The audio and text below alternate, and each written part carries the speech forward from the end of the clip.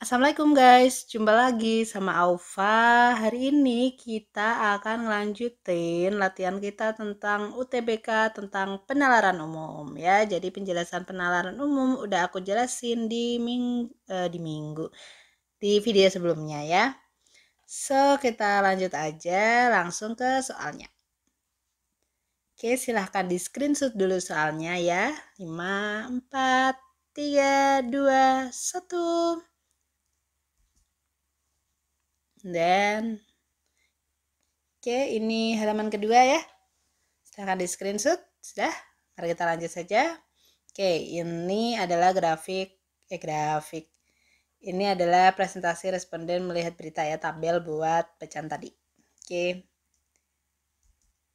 So, ini untuk soalnya ya. Jadi ada berapa soal nanti, kita lihat saja. Dan ini yang terakhir ya, jadi ada 8 soal untuk teks ini. Silahkan dikerjakan dahulu sebelum melihat pembahasan pada video kali ini. Oke, ini dia pembahasan kita. Mari kita bahas dari nomor 1 ya. Berdasarkan paragraf 1, manakah yang paling tepat jika suatu berita dimanipulasi? Ya, oke. Kata-katanya ada dimanipulasi. So, lihat di sini ya. Di sini dikasih contoh pengetahuan publik di mana orang-orang secara umum diharapkan mengetahui sebagai bahan pertimbangan informasi. So, berarti kalau beritanya dimanipulasi, publik tidak akan bisa mempertimbangkan informasi gitu ya. Jadi tujuan utama berita itu kan untuk pertimbangan informasi di sini contohnya. Kita lanjut saja nomor 2. Berdasarkan paragraf 3, para penulis menunjukkan bahwa masyarakat yang akan datang percaya bahwa dalam laporan wartawan harus dihindari. Nah, ini bisa kalian lihat ya, penilaian pribadi tentang peristiwa yang dilaporkan. Lebih banyak informasi daripada yang mutlak diperlukan. Kutipan dari pihak berwenang pada subjek masalah merinci yang diinginkan oleh subjek laporan berita jaga kerahasiaan, memberi informasi sedetail-detailnya. Oke, ini udah kelihatannya jelas ya, nggak boleh ngasih penilaian pribadi. Ini ada hubungannya sama paragraf 1 juga tadi ya. So, kita lanjut ke nomor 3 ya. Yang paling tepat jika suatu lembaga otoritas memberikan informasi publik. Maka yang mana? Nah, kita lihat di sini ya, berita adalah suatu bentuk pengetahuan publik, itu tidak seperti informasi pribadi ya. Jadi nggak boleh ngubungin antara informasi pribadi sama pengetahuan publik ya. Jadi harus dibedakan. So, ini jawabannya adalah C ya. Kita lanjut ke nomor 4. Di sini berdasarkan tabel pada tahun berapa media paling dipercaya ya, pada paragraf tadi ada ya beberapa ya. Kalau pengen media itu dipercaya, so dia harus sesuai dengan fakta dan akurat ya. Berarti di sini kita cek yang faktanya paling tinggi serta beritanya yang tidak akurat itu sedikit gitu ya. Nah, ini lihat ya, udah terlihat signifikan ada di tahun 1985 ya. So jawabannya adalah A ya. Kita lanjut ke nomor 5. Mana yang paling sesuai dengan informasi yang ada di tabel? Ini kita lihat aja satu persatu sih harusnya ya. Antara 85 sampai 2011, proporsi berita yang tidak akurat meningkat secara dramatis. Kita lihat di sini. 85 sampai ini ya. Apakah dramatis? Tidak ya, karena ini naiknya 10, kemudian 12, kemudian berkurang, jadi ini tidak meningkat ya.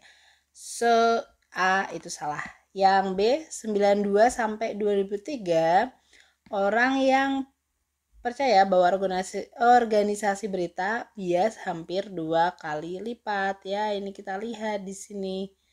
92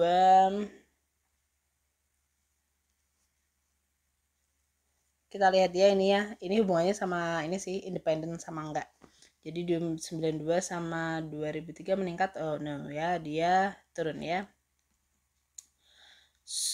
Salah ya. Yang C lanjut 2003 sampai 2007, pandangan orang tentang akurasi kemandirian lalala berubah sangat sedikit. Oke ya. Bisa jadi karena ini 0, kemudian ini -1. Berarti ada perubahan dikit aja.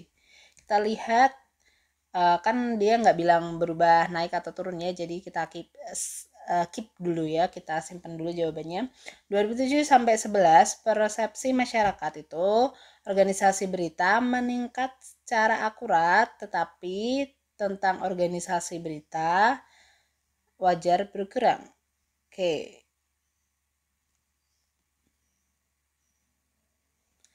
Kita cek di sini.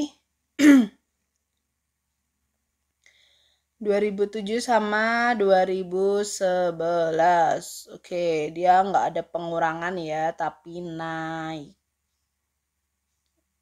Lanjut yang E, 85 dan 2003, pandangan orang tentang akurasi berita meningkat. Tentang akurasi berita meningkat. Nah, dia di sini 85 2003 ya. Yang tidak akurat itu meningkat.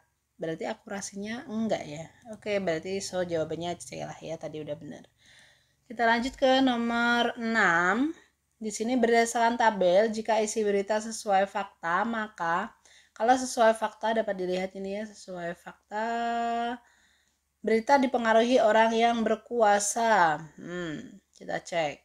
Ini turun-turun tapi ininya naik ya, nggak mungkin berarti.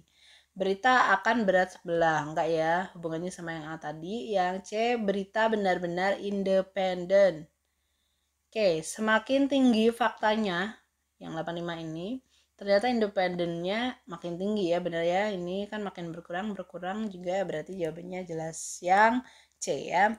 Oke, kita lanjut ke nomor 7. Berdasarkan paragraf 2, jika suatu berita dikeluarkan oleh BBC, manakah pernyataan yang paling mungkin? Oke, lihat di BBC ya, ada di sini ya. Secara historis, BBC itu dianggap sebagai bentuk otoritas terpercaya dan bijaksana secara konvensional. Berarti ini sangat dipercaya ya, yang C ya. Oke. Nah, soal terakhir ya, gampang ini ya, cepat sekali kita mengerjakannya.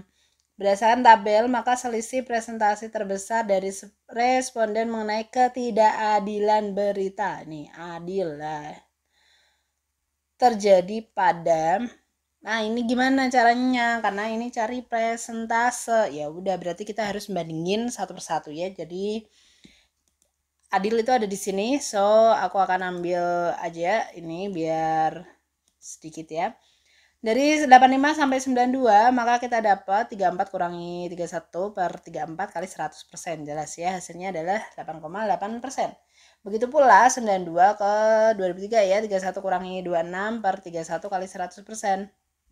Hasilnya 16%. Selanjutnya pada 2003 tidak ada perubahannya, berarti di sini jelas 0%. Kemudian pada 2007 sampai 2011 di sini ada ya 26 kurangi 16 per 26 sama dengan 38%. Oke, yang terakhir adalah 92 sampai 2007. 92 2007 berarti 31 kurangi 26 per 31 kali 100% ya, hasilnya sama kayak yang sebelahnya gitu ya. So, paling besar ada di 2007 sampai 2011 ya. Begitu cara mencari presentase terbesar. Oke. Udah selesai ya. Selamat mengerjakan ya. Jangan lupa tonton video selanjutnya. Sukses buat kalian yang mau UTBK. Semoga lolos ke PTN yang diinginkan. Assalamualaikum warahmatullahi wabarakatuh.